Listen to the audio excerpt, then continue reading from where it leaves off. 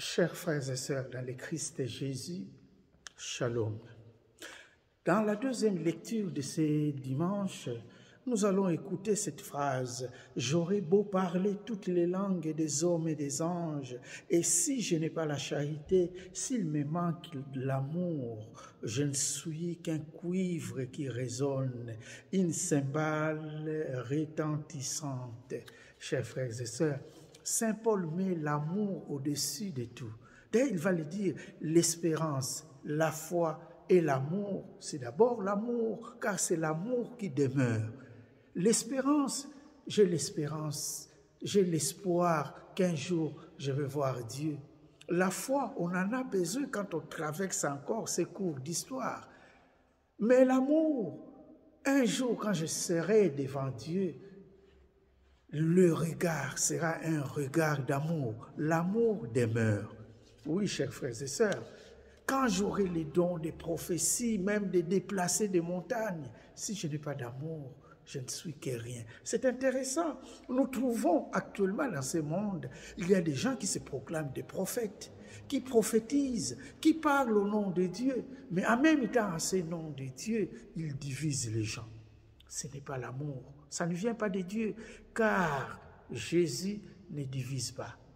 Jésus ne divise pas. Jésus, c'est l'amour lui-même. Il est amour. Il ne divise pas. Alors quand quelqu'un vient s'imposer au nom de Dieu, mais il divise les gens au nom de Dieu, posons-nous la question si cette personne-là vient de Dieu. Dans la première lecture, on voit Jérémie. Jérémie, c'est un homme qui a aimé Dieu. D'ailleurs, on dit que j'étais choisi dès le ventre de ta mère. Dieu a choisi Jérémie. Et voilà, c'est ce Jérémie-là qui est allé annoncer la bonne nouvelle aux gens. Mais laissez-moi vous dire, Jérémie a souffert. Il a souffert, ces messieurs. Il était célibataire. Il a souffert des maltraitances des rois et des chefs politiques de son époque.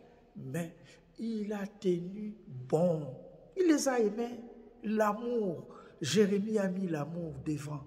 Il a aimé, il a tenu bon. Voilà.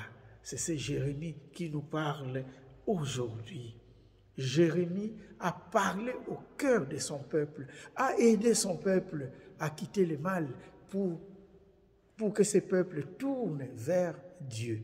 Jérémie a fait cette mission avec amour.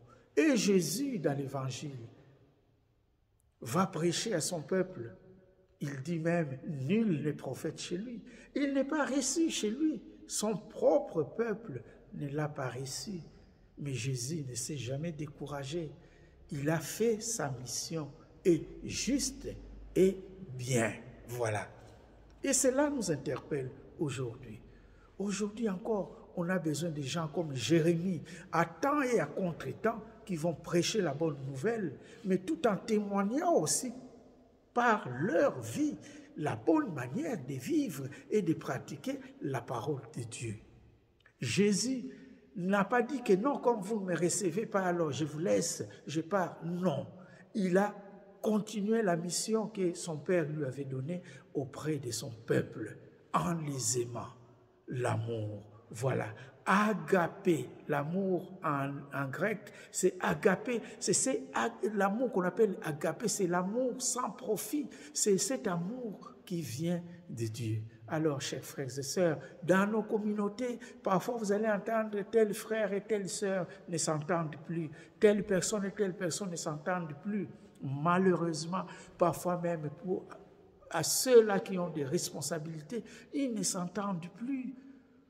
Où va l'humanité, où va l'Église du Seigneur avec des divisions inutiles?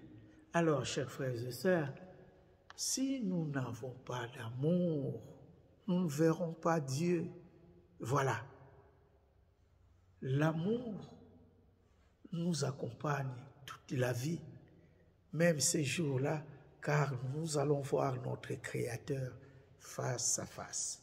Alors, chers frères et sœurs, au lieu de haïr, au lieu de rejeter, au lieu d'injurier, au lieu de faire du tort aux autres, plutôt offrons-le